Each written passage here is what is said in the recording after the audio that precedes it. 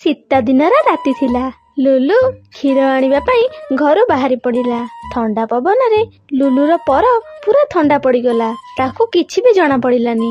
ପବନର ଝୁଙ୍କରେ ଉଡ଼ି ଉଡ଼ି ଯାଇ ଗୋଟେ ଜାଗାରେ ଗଳି ପଡ଼ିଲା।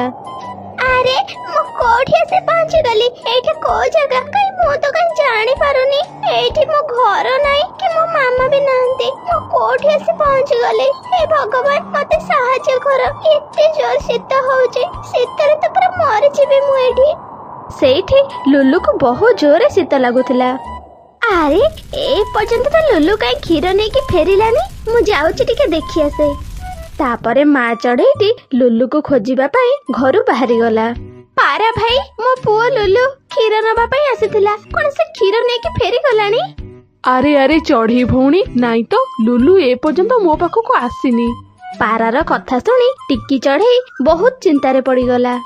ମୋ ପୁଅ ଲୁଲୁ କୁଆଡେ ଗଲା କେଜାଣି? ଏ ପର୍ଯ୍ୟନ୍ତ ମୁଁ ତାକୁ ପାଇଲିନି। ଏତେ ଶୀତରେ କୋଉଠି ଥିବ ସେ? ସହର ଜଙ୍ଗଲରୁ ସାନୁ କାଉ ତା କାମ ସାରି ଫେରୁଥିଲା। ଶୀତରୁ ରକ୍ଷା ପାଇବା ପାଇଁ ସେହି ଜଙ୍ଗଲରେ ସାନୁ କାଉ ଗୋଟେ ଗଛ ମୂଳେ ବସି ପଡ଼ିଲା। ସେ ଦେଖିଲା ଦୂରରେ ଲୁଲୁ ଛିଡ଼ା ହେଇଛି। ସାନୁ କାଉ ସାଙ୍ଗେ ସାଙ୍ଗେ ଲୁଲୁ ପାଖକୁ ଗଲା। ଆରେ ଆରେ ଲୁଲୁ, ତୁ ଏଠି ତୁ କଣ କରୁଛୁ? ସାନୁ କାଉକୁ ଦେଖି ପ୍ରଥମେ ତ ଲୁଲୁ ଟିକେ ଡରି ଯାଇଥିଲା। ହେଲେ ପରେ ଲୁଲୁ ସାନୁ କାଉକୁ ଚିହ୍ନି ନେଲା। ତମେ ସାନୁ ଅଙ୍କଲ ନା? ହଁ ପୁଅ, ହେଲେ ତୁ ଏଠି? ସାନୁ ଅଙ୍କଲ, ମୁଁ ଘରୁ କ୍ଷୀର ଆଣିବା ପାଇଁ ବାହାରକୁ ଆସିଥିଲି। ହେଲେ ଜୋର ଥଣ୍ଡା ପବନ ଦେଲା ଆଉ ମୁଁ ଏଠିକି ଉଡ଼ିକି ପଡ଼ି ଆସିଲି। ମୁଁ ଜାଣି ବି ପାରିଲିନି। ଓହୋ, ମୁଁ ବି ଯାଇଥିଲି ସହର ଜଙ୍ଗଲକୁ, କିଛି କାମ ଥିଲା। ସେଇଠୁ ଫେରୁଥିଲି, ବହୁତ ଜୋରେ ଶୀତ କଲା। ମୁଁ ଆଉ ଉଡ଼ି ପାରିଲିନି, ଏଇଠି ରହିଗଲି। ଆମ ଦି ଜଣକୁ ଆଜିର ରାତି ଏଇଠି ହିଁ କାଟିବାକୁ ପଡ଼ିବ, କାରଣ ବହୁତ ଜୋରେ ଥଣ୍ଡା ପବନ ଦଉଛି। ଆମେ ଉଡ଼ିକି ଯାଇପାରିବାନି। ହେଲେ ଲୁଲୁ ପୁଅ, ଆମକୁ ଯେମିତି ହେଲେ କିଛି ବି ଯୋଗାଡ଼ କରି କୋଉଠି ନିଆଁ ଜଳେଇ ସେକି ହବାକୁ ପଡ଼ିବ, ନହେଲେ ଏ ଥଣ୍ଡାରେ ଆମେ ଦି ଜଣ ଯାକ ମରିଯିବା। ହେଲେ ଅଙ୍କଲ, ଆମେ କେମିତି ନିଆଁ ଜଳାଇବା କହିଲ? ଆମ ପାଖରେ ତ ଶୁଖିଲା କାଠ ବି ନାହିଁ। ହଁ ଲୁଲୁ, ଆମ ପାଖରେ କାଠ ଅଛି ନା ମାଚିସ୍ ଅଛି। ସାନୁ କାଉ ଆଉ ଲୁଲୁ ଦି ଜଣ ବସି କଥା ହଉଥିଲେ। ଦୂରରୁ କେହି ଜଣେ ଆସିବାର ତାଙ୍କୁ ଦେଖାଗଲା। ସେ ବୁଲବୁଲ ଥିଲା। ବୁଲବୁଲ ଚଢ଼େଇ ସାନୁ କାଉ ଆଉ ଲୁଲୁ ପାଖକୁ ଆସିଲା।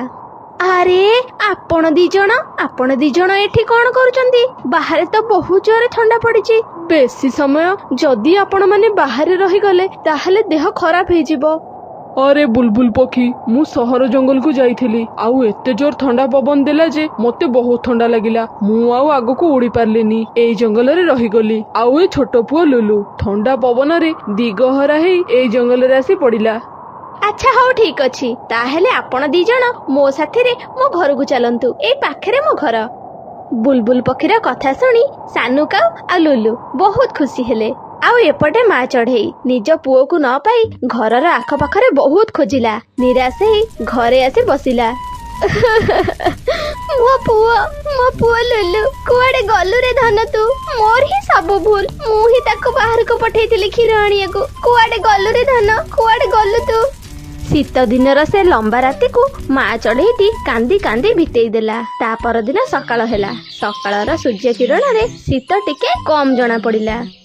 ବୁଲବୁଲ ପକ୍ଷୀ, ଆମକୁ ଏବେ ବାହାରିବାକୁ ପଡ଼ିବ। ରାତି ହବା ପୂର୍ବରୁ ଆମକୁ ଯାଇ ଆମ ଜଙ୍ଗଲରେ ପହଞ୍ଚିବା ପାଇଁ ପଡ଼ିବ। ବୁଲବୁଲ ଆଣ୍ଟି, ତମକୁ ବହୁତ ବହୁତ ଧନ୍ୟବାଦ। ତମେ ଯଦି ଆମକୁ ସାହାଯ୍ୟ ନ କରିଥାନ୍ତ, ତମ ଘରକୁ ଯଦି ନ ଆଣିଥାନ୍ତ, ତାହେଲେ କାଲିର ସେ ଶୀତ ରାତିରେ ଆମେ ଦି ଜଣ ମରି ଯାଇଥାନ୍ତୁ। ତାପରେ ସାନୁ କାଉ ଆଉ ଲୁଲୁ ବୁଲବୁଲ ଘରୁ ବାହାରି ନିଜ ଜଙ୍ଗଲ ଆଡକୁ ଉଡ଼ିବାକୁ ଲାଗିଲେ। କିଛି ଦୂର ଯିବା ପରେ ଲୁଲୁ ବହୁତ ଥକିଗଲା। ଥକି ଯାଇ ଗୋଟେ ଗଛ ଡାଳରେ ବସି ପଡ଼ିଲା। ପୁଅରେ ଲୁଲୁ, ଆମକୁ ବହୁତ ଲମ୍ବା ରାସ୍ତା ଯିବାର ଅଛି। ତୁ ଏମିତି ଥକିଲେ କଣ ଚଳିବ? ହଉ ଠିକ ଅଛି, ତୁ ଆସି ମୋ ଉପରେ ବସିଯା, ଆମେ ଏବେ ବାହାରି ଯିବା। ତାପରେ ଲୁଲୁ ଯାଇ ସାନୁ କାଉ ପିଠିରେ ବସି ପଡ଼ିଲା। ସାନୁ କାଉ ଜୋରେ ଜୋରେ ଉଡ଼ିବାକୁ ଲାଗିଲା। ଶେଷରେ ସେମାନେ ନିଜ ଜଙ୍ଗଲରେ ଯାଇ ପହଞ୍ଚିଗଲେ। ମା ଚଢ଼େଇଟି ଲୁଲୁକୁ ଦେଖି ବହୁତ ଖୁସି ହେଲା। ମୋ ପୁଅ, ମୋ ଜୀବନ, ମୋ ଲୁଲୁ, ତୁ କୁଆଡେ ଯାଇଥିଲୁ ରେ ଧନ? ମାମା, ତମେ ଜାଣିଛ କାଲି ଯେତେବେଳେ କ୍ଷୀର ଆଣିବାକୁ ଘରୁ ବାହାରି ନଥିଲି, ସେତେବେଳେ ଥଣ୍ଡା ପବନରେ ମୁଁ ଜାଣି ପାଇଲିନି କୁଆଡେ ଉଡ଼ି ଉଡ଼ି ଯାଇ ଗୋଟେ ଅଲଗା ଜଙ୍ଗଲରେ ପଡ଼ିଗଲି। ମତେ ସାନୁ ଅଙ୍କଲ ଭାରି ସାହାଯ୍ୟ କରିଛନ୍ତି। ମତେ ସେ ବଞ୍ଚେଇଛନ୍ତି। ସାନୁ ଭାଇ, କଣ ଧନ୍ୟବାଦ ଦେବି ମୋ ପାଟିରେ ଭାଷା ନାହିଁ। ତମକୁ ବହୁତ ବହୁତ ଧନ୍ୟବାଦ। ନାଇଁ ନାଇଁ ଚଢେଇ, ଧନ୍ୟବାଦ କଣ ପାଇଁ?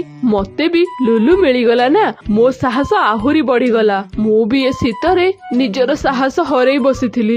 ତାପରେ ମା ଚଢେଇଟି ନିଜ ଛୁଆକୁ ନେଇ ଘରକୁ ଚାଲିଗଲା। ଏମିତିରେ କିଛି ଦିନ ବିତିଗଲା। ଗୋଟେ ଦିନ ଶୀତ ସହିତ ବର୍ଷା ହବା ବି ଆରମ୍ଭ ହେଇଗଲା।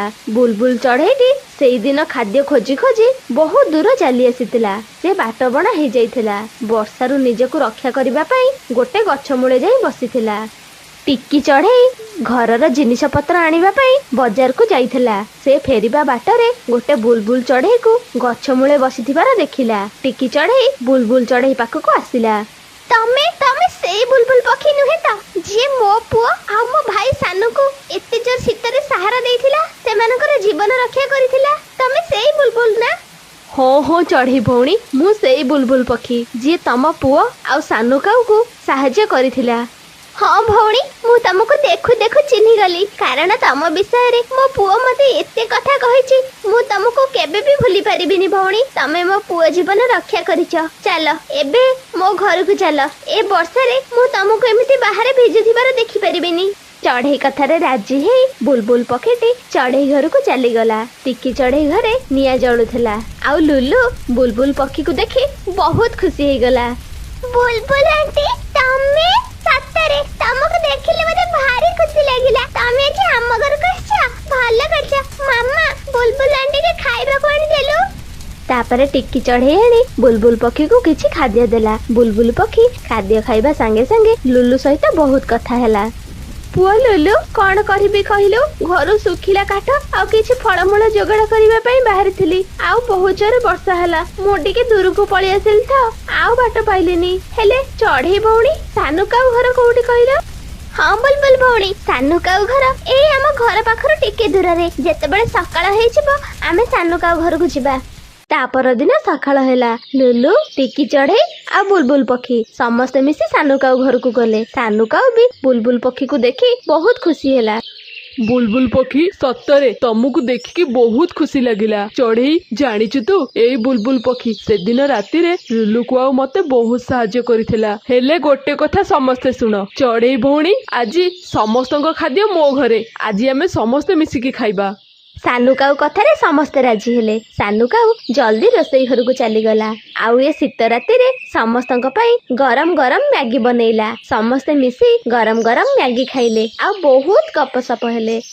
ସାଙ୍ଗମାନେ, ଯଦି ଏ ଷ୍ଟୋରିଟି ଆପଣ ମାନଙ୍କୁ ଭଲ ଲାଗିଛି ତାହେଲେ ଷ୍ଟୋରିକୁ ଲାଇକ୍ କରନ୍ତୁ, ବହୁତ ବହୁତ ବହୁତ ସେୟାର କରନ୍ତୁ, ଆଉ ହଁ, ସବସ୍କ୍ରାଇବ କରିବାକୁ ଭୁଲିବେନି।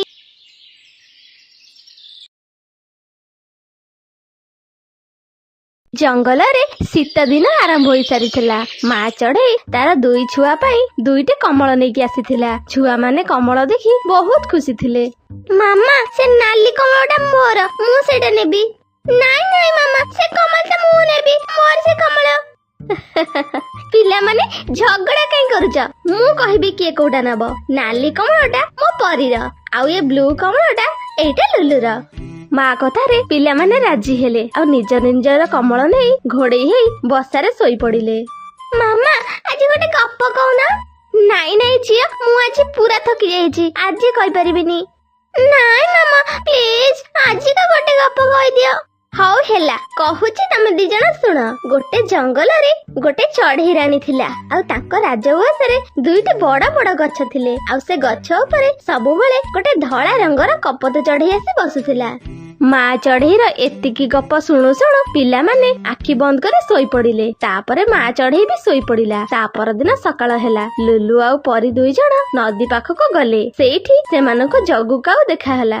ପରୀ, ଲୁଲୁ, ତମେ ଦି ଜଣ କଣ ପାଣି ପିଇବା ପାଇଁ ଆସିଛ କି? ଲୁଲୁ, ତ ଗଣିତ ବହି ମତେ ଟିକେ ଦବୁ ତ? ସ୍କୁଲରେ ଯୋଉ ପାଠ ଦିଆଯାଇଥିଲା ମୁଁ କରିବି ବା। ହେଲେ ଜଗୁ, ତୁ କଣ ମୋ ଗଣିତ ବହି ମାଗୁଛୁ? ତୋ ଗଣିତ ବହି କଣ ହେଲା କି? ମୋ ଗଣିତ ବହିର ଫର୍ଦ୍ଦଟା ଫାଟି ଯାଇଛି, ସେଇଥିପାଇଁ ମାଗୁଛି। ହଉ ଜଗୁ ଭାଇ, ତୁ ଆସେ ଆମ ଘରକୁ, ଆମ ସାଙ୍ଗରେ ଆସେ, ସେଇଠୁ ନେଇଯିବୁ। ତାପରେ ଜଗୁ ପରୀ ଆଉ ଲୁଲୁ ସହିତ ତାଙ୍କ ଘରକୁ ଗଲା। ଜଗୁ, ହେଇ ନେ ଗଣିତ ବହି, ମୋ ବହିଟା ଟିକେ ସମ୍ଭାଳିକି ରଖିବୁ ହେଲା। ହେଲେ ଜଗୁର ନଜର ଲୁଲୁ ଆଉ ପରୀର କମଳ ଉପରେ ଥିଲା। ଲୁଲୁ, ପରୀ, ଏ କମଳ କାହାର ସବୁ? ଜଗୁ ଭାଇ ଏ କମଳ ହଉଛି ମୋର ଗୋଟେ ଆମ ଭାଇର ଗୋଟେ ମୋ ମାମା ବା କାଲି ନୂଆ କିଣିକି ଆଣିଛନ୍ତି। ହଁ ପରି ବଢିଆ ଦେଖାଉଛି କମଳ ଗୁଡା। ତାପରେ ଜଗୁ ଗଣିତ ବହି ନେଇ ଘରକୁ ଗଲା। ମୋର ଦରକାର ମାନେ ଦରକାର ସେମିତିଆ ଗୋଟେ ନାଲି କମଳ ମୋର ବି ଦରକାର। ହଲୋ ପୁଅ ଜଗୁ ଟିକେ ଚୁପ୍ କର, ମତେ ଟିକେ ରୋଷେଇ କରିବା ପାଇଁ ଦେ। ନାଲି କମଳ ଦରକାର ହେଲେ ମୁଁ କୋଉଠୁ ଆଣିକି ଦେବି? ମାମା ଚଢେଇ ଆଣ୍ଟି କେତେ ଗରିବ ଦେଖିଲ, ତାପରେ ବି ତା ପିଲାମାନଙ୍କର ସବୁ ଖୁସି ସେ ପୂରଣ କରୁଛି। ଆମର ଏତେ ଧନ ସମ୍ପତ୍ତି ଥାଇ କଣ ଲାଭ ଯେ ମତେ ଗୋଟେ ନାଲି କମଳ ବି ଦେଇ ପାରୁନ। ତାପରେ ଜଗୁ ମନ ଦୁଃଖ କଲା, ରାଗି ଯାଇ ଗଣିତ ପାଠ ବସିକି କଲା। ଯେମିତି ସନ୍ଧ୍ୟା ହେଲା ରାନୁ କାଉ ସାନୁ କାଉ ପାଖକୁ ଗଲା। ସାନୁ କାଉ ତାର ଗୋଟେ ଖରାପ ସାଙ୍ଗ ସହ ମିଶି ସିଗାରେଟ ଟାଣୁଥିଲା। ସାନୁ ସନ୍ଧ୍ୟା ହେଲାଣି କଣ ତମକୁ ଜଣା ପଡୁନି? ଘରକୁ ଯିବ ନା ନାଇଁ ଏଇଠି ବସିକି ଥିବ? ହଲୋ ରାନୁ କାଇଁ ପାଟିଟା କରୁଛୁ? ଯାଉନୁ ତୁ, ଆଉ ଟିକେ ପରେ ମୁଁ ଯିବି, ଯା। ହଁ ମା ଯାଉଛି। ଗୋଟେ ପୁଅ ତ ଯୋଉ ଘରେ ଛାଡି ଦେଇକି ଆସିଛ, ମୋ ଜୀବନ ଖାଇସାଇଲାଣି। ଚଢେଇ ଘରେ ଯାଇ ନାଲି କମଳ ଦେଖିଦେଇ ଯାଇଛି, ସେଇଆକୁ ଜିଦି କରୁଛି। ମୋର ଦରକାର ନାଲି କମଳ ଦରକାର। ରାନୁ କାଉ ଘରକୁ ଚାଲିଗଲା। ଆରେ ଭାଇ ହରି, କଣ କରିବି କହିଲୁ? ସେ ଛୋଟ ଚଢେଇଟା ମତେ ଭାରି ହଇରାଣ କରୁଛି। ସବୁଦିନ କିଛି ନା କିଛି ନୂଆ ଜିନିଷ ନେଇ ଆସୁଛି, ଆଉ ଆମ ମା ପୁଅ ସେ ଜିନିଷ ଦେଖି ସାଇଲା ପରେ ମୋ ଜୀବନ ଖାଉଛନ୍ତି ତାଙ୍କର ଦରକାର ବୋଲି। ମୁଁ କଣ କରିବି କହିଲୁ ଭାଇ? ଆରେ ଭାଇ ସାନୁ, ତୁ କାହିଁ ବ୍ୟସ୍ତ ହଉଛୁ କହିଲୁ?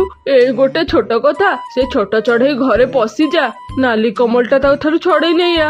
ହଁ ହରିଆ, ତୁ ଏକଦମ ଠିକ କଥା କହିଛୁ, ଯାଉଛି ମୁଁ। ଗୋଟେ ମୋଟା ବାଡି ସାନୁ କାଉ ଉଠେଇଲା ଆଉ ଟିକି ଚଢେଇ ଘରକୁ ଗଲା। ଘରେ ଟିକି ଚଢେଇ ନଥିଲା, ଛୁଆମାନେ ଏକୁଟିଆ ଥିଲେ। ସାନୁ କାଉ ଯାଇ ଛୁଆମାନଙ୍କୁ ଡରେଇବାକୁ ଲାଗିଲା। ଦୂରକୁ ପଳେଇ ଯାଉ ଦି ଜଣ। ଯଦି ମୋ ପାଖକୁ ଆସିଲ, ଏଇ ବାଡିରେ ପିଟି ପିଟି ତମ ଜୀବନ ନେଇଯିବି କହୁଛି। ଆଉ ଯଦି ଚିଲେଇବା ପାଇଁ ଚେଷ୍ଟା କଲ, ତାହେଲେ ମାରିଦେବି ଜୀବନରୁ। ଛାଡ଼ିଦିଅ ମୋ ନାଲି କମଳଟା, ଛାଡ଼ିଦିଅ ମୋ ନାଲି କମଳ। ପରୀର ନାଲି କମଳ ସାନୁ କାଉ ନେଇଯାଉଥିବାର ଦେଖି ପରୀ ବହୁ ଜୋରରେ ଚିଲେଇଲା। ପରୀ ଯେମିତି ଚିଲେଇଲା, ସାନୁ କାଉ ପରୀକି ବାଡିରେ ପିଟିଲା।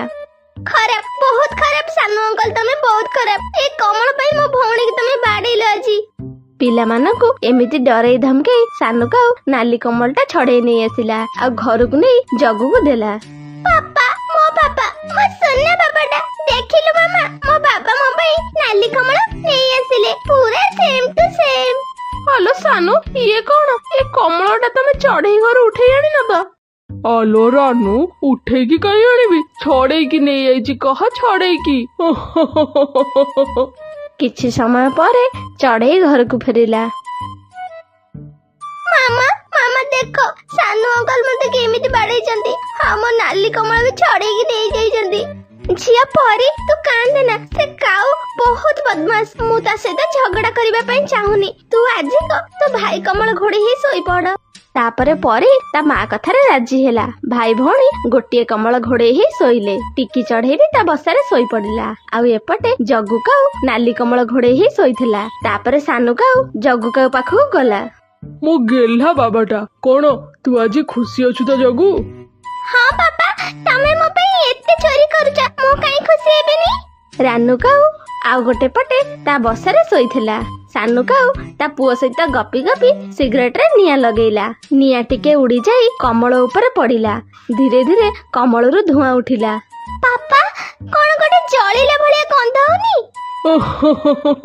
ହଁ ପୁଅ, ମୁଁ ପା ଏବେ ସିଗାରେଟରେ ନିଆଁ ଲଗେଇଲି, ସେଇ ଗନ୍ଧ ହଉଥିବ। ଧୀରେ ଧୀରେ ଜଳି ଜଳି କମଳରୁ ବହୁତ ଜୋରେ ନିଆଁ ଉଠିଲା। ନିଆଁ, ଜଗୁ ପୁଅ ଜଲ୍ଦି ଘରୁ ବାହାରି ଚାଲିଯା, କମଳରେ ନିଆଁ ଲାଗିଯାଇଛି। ପାଟି ଶୁଣି ରାନୁ କାଉ ବି ଉଠିଗଲା। ସେତେବେଳକୁ ନିଆଁ ବହୁ ଜୋରରେ ଲାଗି ସାରିଥିଲା। କାଉମାନେ ସବୁ ଘରୁ ପଦାକୁ ପଳେଇଲେ। ତାଙ୍କ ଆଖି ସାମ୍ନାରେ ତାଙ୍କ ଘର ଜଳୁଥିଲା ଆଉ କାଉମାନେ ବସି କାନ୍ଦୁଥିଲେ। ମୋ ଘର ଜଳିଗଲା। ଯଦି ମୋ ଚଢେଇର ସେ ନାଲି କମଳଟା ଛଡେଇକି ନ ଆଣିଥାନ୍ତି, ତାହେଲେ ମୋ ଘର ଆଜି ସୁରକ୍ଷିତ ଥାନ୍ତା, ଏମିତି ଜଳି ନଥାନ୍ତା। କାଉମାନେ ଏବେ ଯେତେ କାନ୍ଦିଲେ ବି ଆଉ କିଛି ଲାଭ ନାହିଁ। ଏସବୁ ସାନୁ କାଉ କରିଥିବା ପାପର ଦଣ୍ଡ।